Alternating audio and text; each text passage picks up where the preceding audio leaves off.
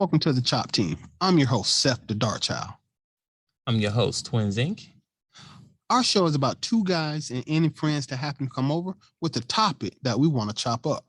This is our barbershop style podcast. We discuss it all. If the fellas at the shop will go in on it, we will. Let's chop it up. We back. What's going on, ladies and gentlemen? Yo. We're back with an episode today for you today. Hope you're enjoying this wonderful, beautiful day today we have in this wonderful weather here in Atlanta. But Seth Darcho, what we going to talk about today, my brother? You know, I'm gonna keep it short.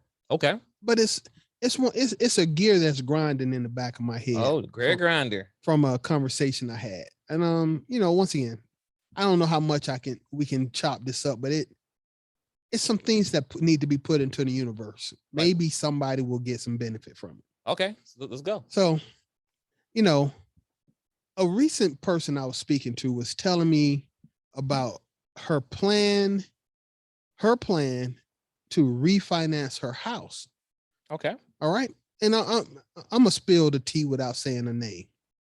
Right. So she calls me out of the blue, and says, hey, what do you think about me financing out about 50 to 60K of equity in my house? And my thought, because, so I get it, what I'm saying? You bought the house for back in the day in the area she lived in. She bought the house for about 8 years ago for about 114, and she still owes 98, right? Wait. 8 years ago she bought this house for 115 and still owe 98? Okay, math ain't mathing right there. Well, no, because when you first buy the house, so all that interest is up front. Oh, okay. I'm about to say like some man. It's almost done at least. No, but 30 years. Yeah, and actually her mortgage is somewhere in the neighborhood of about $800 a month. Okay. Right. Cool. And of course, because a lot of good things happened over 8 years, the value of the house has went up. She's not in the perimeter, right? She's outside of the perimeter, so she's not getting that Atlanta housing increase. Okay. Right? I'm with you now. So she wants to pull about 60K out because that's what they tell her equity is in the house, right? And I asked her a few questions. Okay, brother, let me ask you just a simple question. Okay. When you retire, yes, do you still want to pay a mortgage? No. Okay. I mean, my goal is, because I got my house when I just a little over 30. Okay. So most houses 30 years. Yes. So I'll be in my 60s, and by the time the house should be paid off. Makes sense, right? So when I'm talking retirement, I'm not trying to spend my retirement money on paying for a mortgage. No. Okay. See, that's my numbers game. That's my question. Okay. Because when I'm talking to her, and I'm like, first off, I understand that when women spend more money than they make. I don't understand it, but the fact that they have money available burns a hole in their mind. But what do you need $50,000-$60,000 for? Is she an older person? Well, no. Oh. And this is even worse. Oh. I said, okay, my first question truthfully was, how old are you? She said, how old I am? No, because when I need you to answer the question, because you need to hear what you say. How old are you? She said, I'm 45 years old. 45 years old. Okay. I said, and how much longer do you have on your mortgage? She said, 22 years. Okay. I said, and how old do you plan on being? What's the retirement age? Okay. 67. 45, 22 years, 67. So your house will be paid off when you retire. That sounds about right. Okay. See, good job. Yeah. Once again, numbers game. Right. Okay. I said, so what's the problem? She said, well, I want the money out of the house. Okay, but if you refinance, are you going to refinance it for 15 years? Right. Or take it? She said, no, I'm going to take it back out to 30. Why? And I said, so you'll be 75 paying a mortgage, which will be 8 years after you retire and your income stops. does that make sense to you? She was like, well, it makes sense because I need the money. Right. I'm still sitting here on my couch like, this is not the smartest conversation I ever had, because no dude would tell me that they're about to refinance their house for a 30-year mortgage at 45 unless they had a plan on how to pay it off. Facts. I didn't understand why a woman, and once again, why would you put yourself 8 years past retirement with the mortgage? It gets worse, right? It gets worse. So I said, okay. So that doesn't make sense. Right. But let's say that you wanted to do that, which is absolutely insane, because Your prerogative. You setting yourself up to work to 75 to pay off a mortgage. You can retire at 67. Okay. Okay. So I said, okay, what do you need the money for? That's my next question. Go ahead. Well, she said, I need some plumbing work done. Okay. I need some stuff done to the house.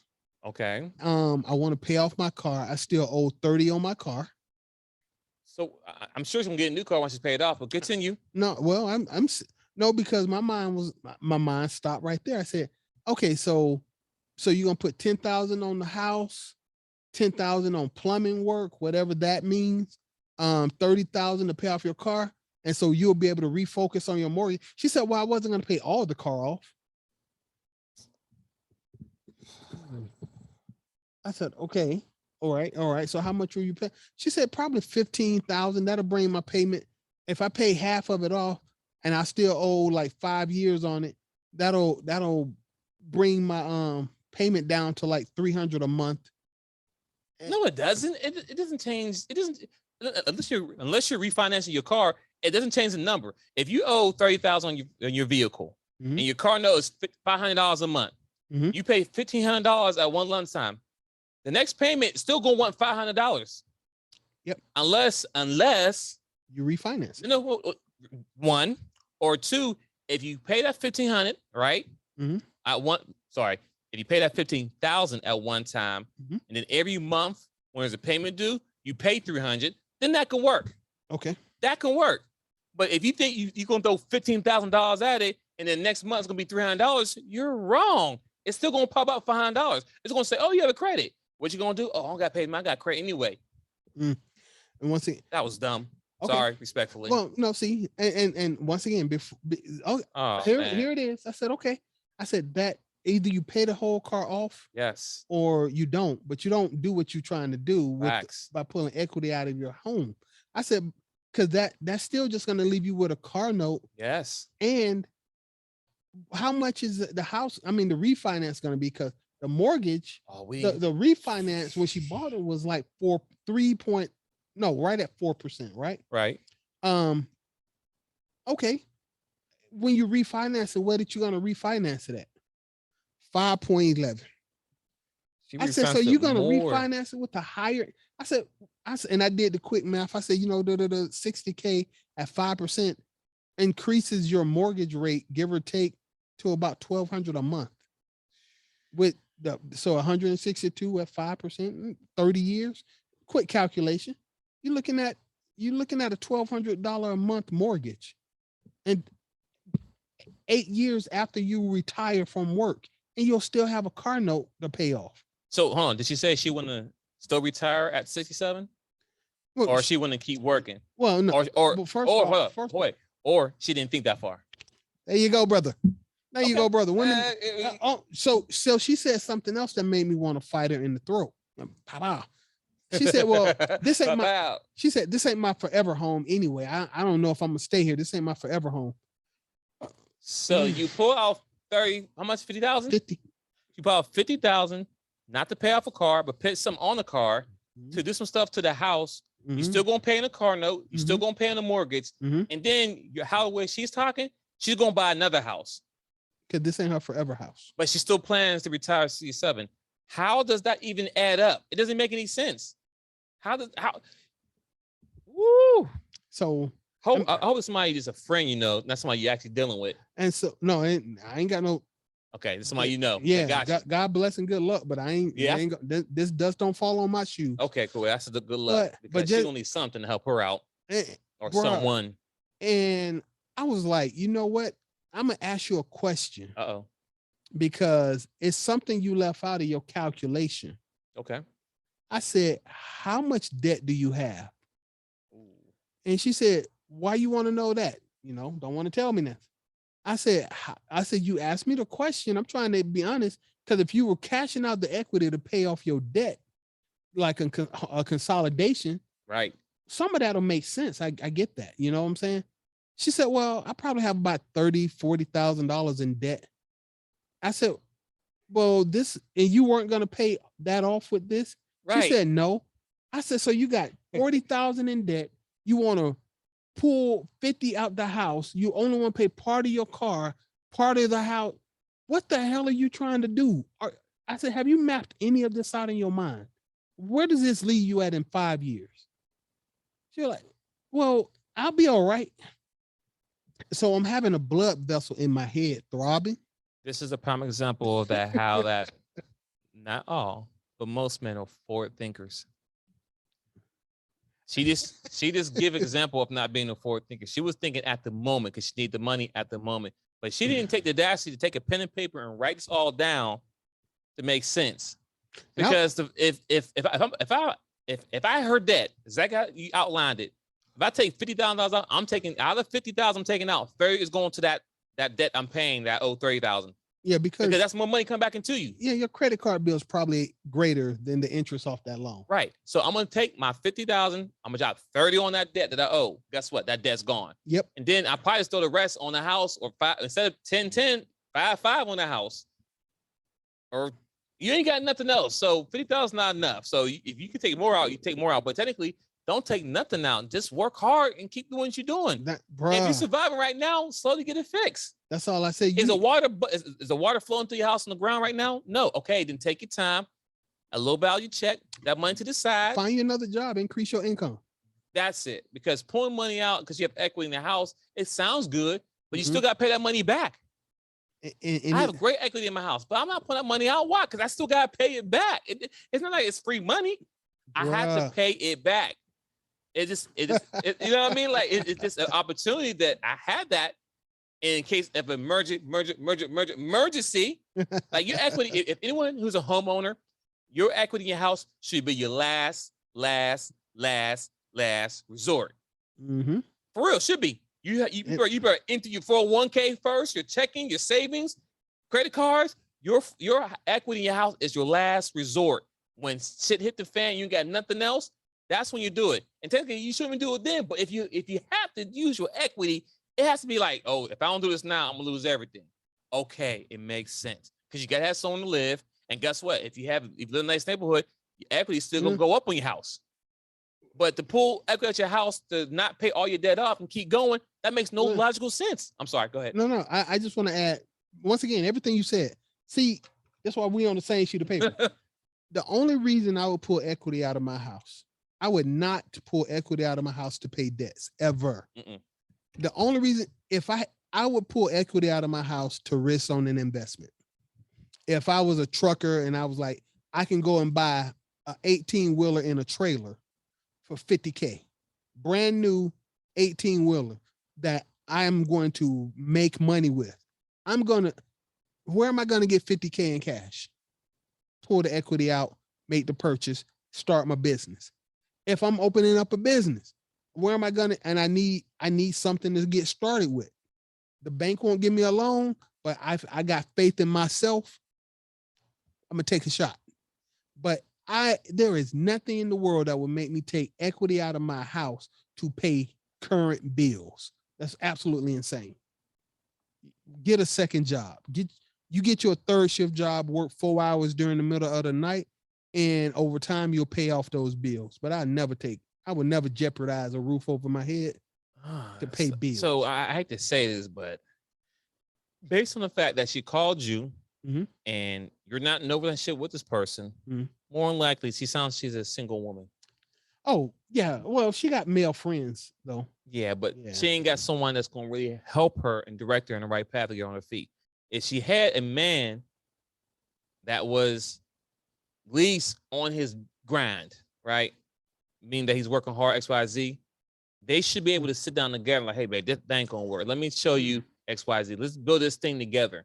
Like, I think it goes back to the conversation we had that women are so entitled to be like, I don't need a man. I can do it on my own.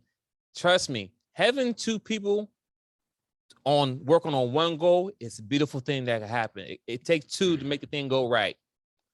Hey, you know the song? Yes, sir. It takes two. And if she had her husband or a man that she, you know, you don't get married, but if she has a husband or a guy that she's with long term and they both live together, bruh, that alone, that conversation would never ever happen to Ed. If she was talking about she taking money out of equity, he like, no, we're not doing that. What you need me to do? Because most men, not all, but most men, we are problem solvers. Well, let me correct something. Go ahead. Let me correct when you said if you talk to a man and he was like, no, we're not gonna do it. First off,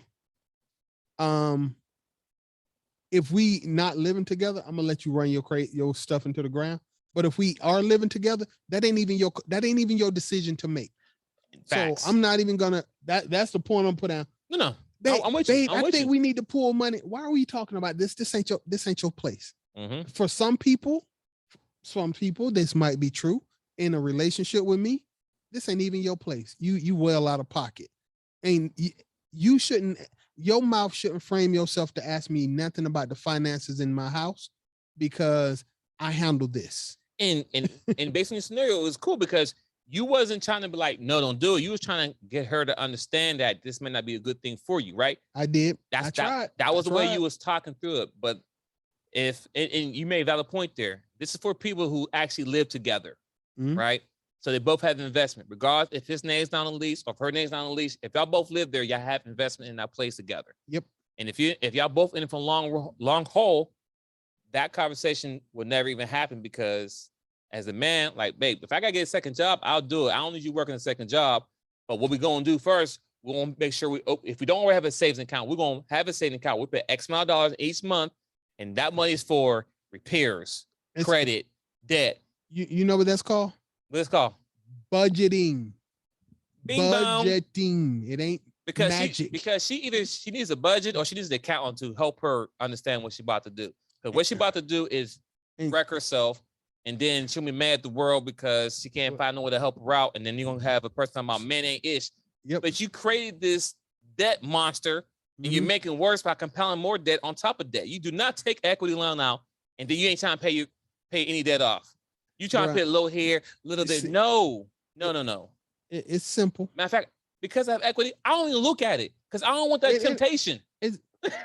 Okay, two things I want to unpack. First off, personally, in my opinion, women, ladies, females, even men, gods, fellas, we all need somebody in our lives that can tell us no.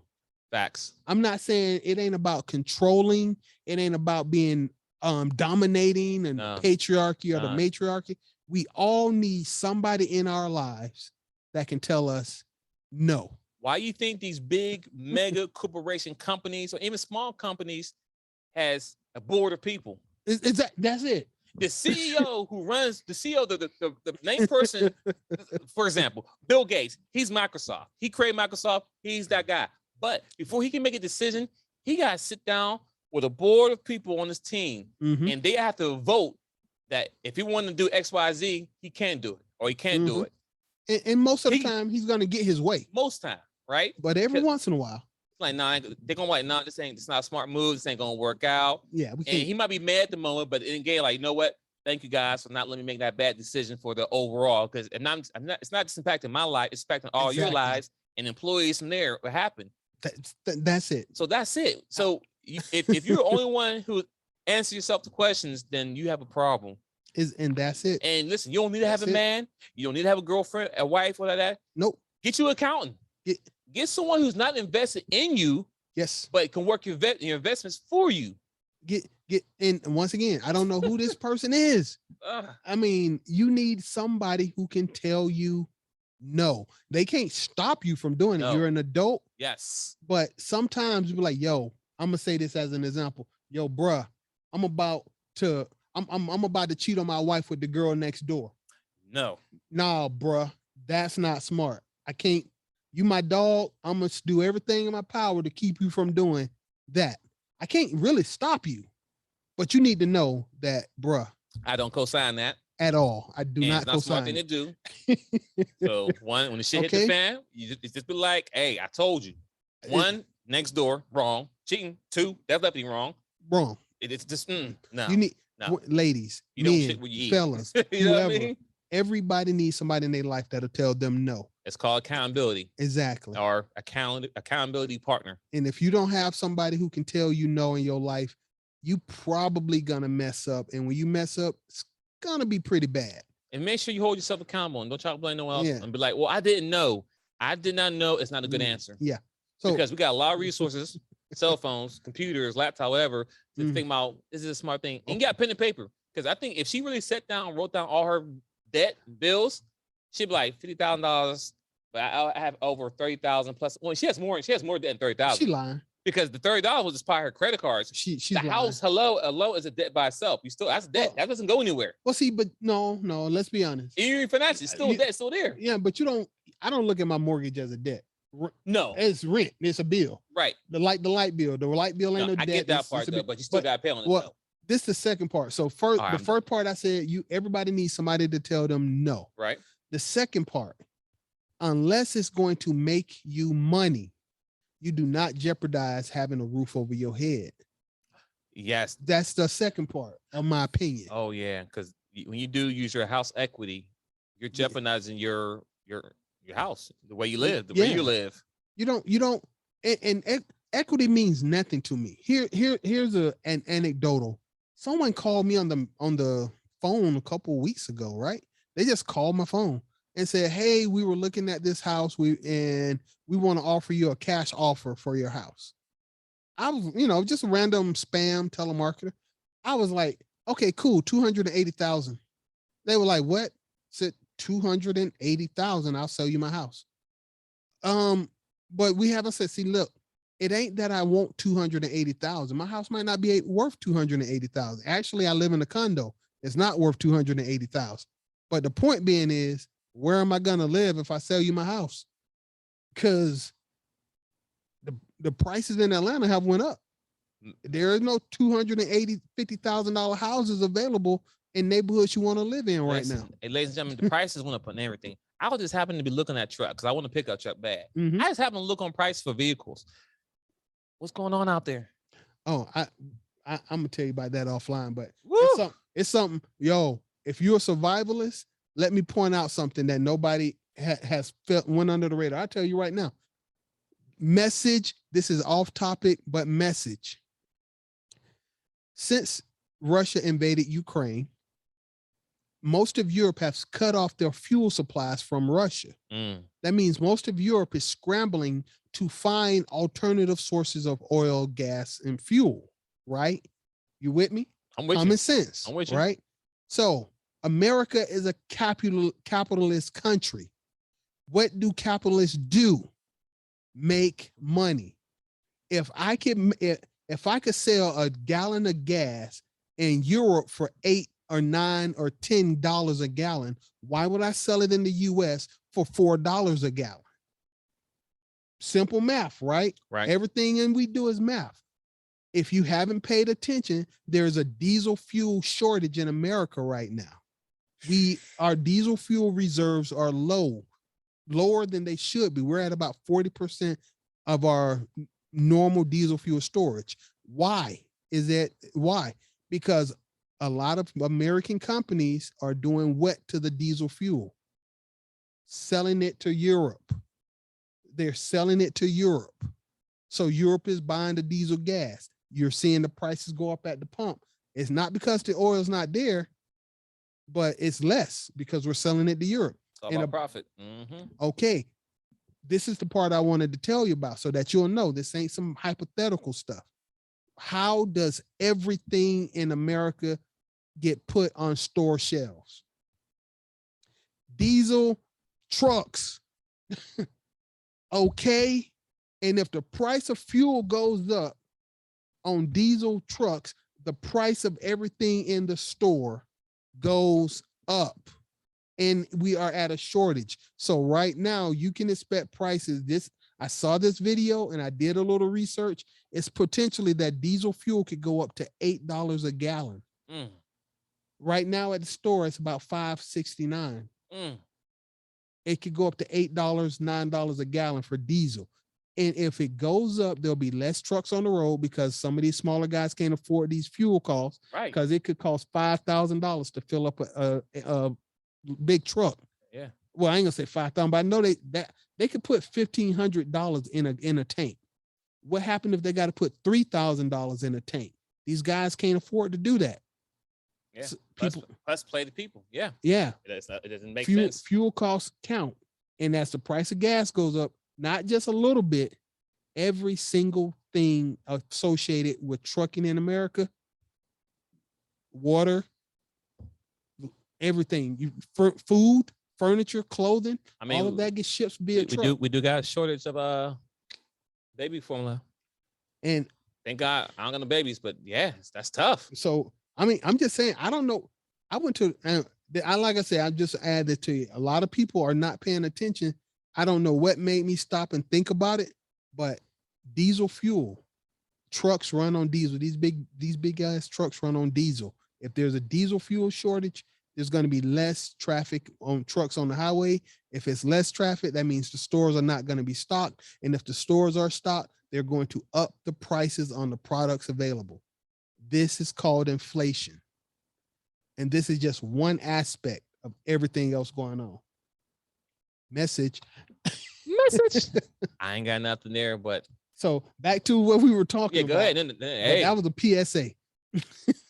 So yeah. So back to this chick. In addition to what she just said, I said, you don't even know. You are paying attention to the stock market, right? In the economy, you don't even know if you have a job. So you're gonna cash out the equity, spend it on useless stuff, and then you don't even know if you'll have a job in 3 months. And also, everyone can't leave one job and go to another job and get the same pay right away. Some people can, not everyone. So her income that let's say she's been in company for 10 plus years. She got that because she's been for 10 plus years. She didn't get that out the gate. So if she does that bad business transaction to try to pay some things or whatever, and then have to lose a job in 3 years, she's really gonna be messed up. And like you said, she might lose her home. She might lose a lot of things. It just doesn't make any sense. And ladies and gentlemen, not just ladies, but ladies and gentlemen, just make sure before you make any life-changing, or I'll say this, for my homeowners, this conversation is related to you. For my homeowners who have equity in their homes, before you pour that equity out, if you're not really have a plan, don't do it. Don't do it. Like I said, it has to be something that's life-threatening or towards the end that you need to do. Not saying life-threatening, but it doesn't make any sense. The numbers got to add up. Numbers. The math got a math. I know it sounds like that's math got math, people. Pay attention to that because that's something's coming on next. Yeah. I just got one more thing to add to that is with everything that she said, once again, I put this on women. We as black people are predicted to not be worth anything in this country in 2040. Black people will have a net worth of what, -$5. That's what they saying. We didn't make this up. This is out there. Just Google it. You'll be shocked. And the reason we are going to have this net worth of -$5 is because of, and I'm going to put this squarely on ladies. 80% of the black community is led by black female-led households. Women, ladies, girls, y'all don't actually plan it forward. Women live in the now. Y'all live in the now. The problem with living in the now is that you don't plan for the future properly, because you think women put survival for today as their highest priority. Knowing so, that's fine. That's why you need a man and a woman in the house, because while you are trying to survive today, I am trying to navigate tomorrow. If you just live in for today every day, you burn through your resources. You think it's okay to buy $5,000 shoes today because you have it today. You don't think that if I get laid off, will I be able to pay my mortgage for 6 months? That's not a concern. Today, I have $5,000 and I want this pair of shoes. Men and women need each other. Women keep us alive in the present. Men and women need each other. No, we do. I know. Just make sure y'all heard that, because I want people think we don't want men and women to be together. We're not saying that. We say don't do it legally. But continue what you're saying. Yeah, no. Once again, I know I always point to women. I always say ladies and ladies and ladies. Right. Is because I know where I stand. I know where the guys I'm with, where they stand. You guys aren't working with us. And we can't make somebody work with us. You ever been on a team with people you just didn't like? Oh, man. It doesn't work. It has to be willing. School projects, work projects, but continue. Exactly. So, but what's going on in the Black community is too many women who live for today, and they don't accept that tomorrow could happen. And by the time they finally accept that tomorrow could happen, it's normally when too late. What would I say? S has hit the fan. Oh yeah. Like the girl I'm talking about, the young lady I'm talking about. She's 45, want to refinance her mortgage out to past her her retirement. It never even crossed her mind to take that into consideration. She was just going to do whatever she wanted today because somebody told her she had $50,000 in available cash. She wanted to get it. That kind of thinking is what destroys what keeps us from having anything. You don't cash out your present for your future. I'm not going to cash out my 401k to go shopping. Okay. If I got laid off today, one more thing, then we're going to end it because we ain't want to drag this out. But if I got laid off and I got a severance package, hopefully, God willing, I will if I do get laid off, right? That severance package isn't money for me to live off of. I'm not doing that. That severance package is going to pay off my mortgage. The moment my mortgage is paid off, everything forward up the road gets easier.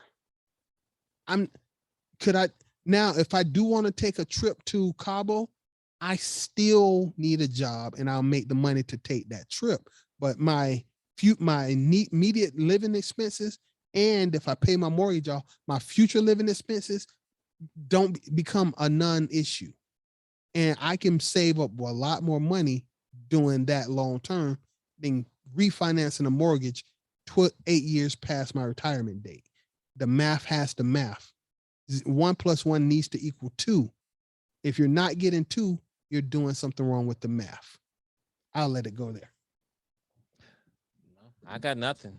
I just say this.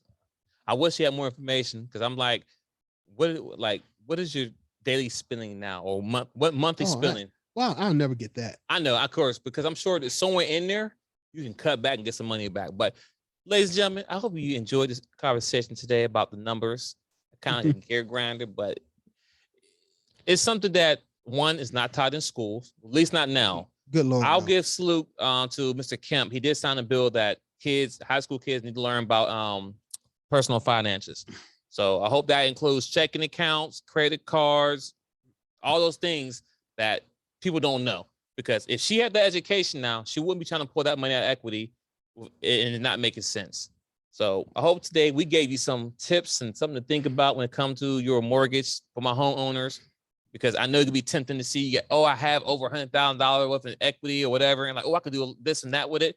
Like Seth the Dark Child just said, if you're not trying to open up a business, buy some trucks or something, invest in yourself, you know what I'm saying? Start a new business, whatever.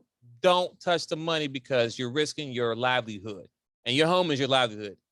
And most homeowners, we all can relate to it.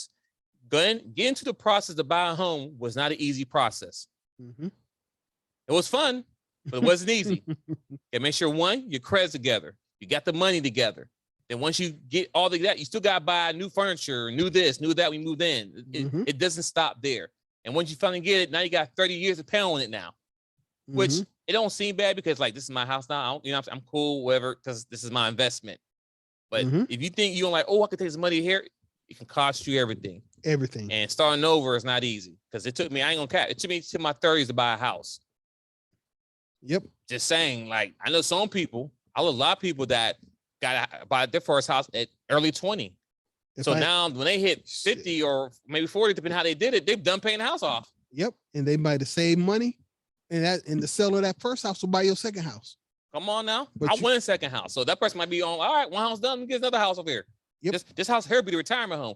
This house was the house the starter home, the first we did. Mhm. And now he might live in it, he might rent it out, whatever case may be. But the second house here, he might even have it to where the first house is paying for the second house. Exactly. That's generation wealth right there. That's working finances right. But I'm done at this point here. Thanks for tuning in. Join us next Sunday, 3 p.m. Miss. Episodes drop on all major platforms, Spotify, iHeart, whoever you listen to on podcasts, we there. We're on YouTube. Sign in, subscribe, like, whatever, comment, dislike. Let us know what you think. The Dachop Team. We out. Peace.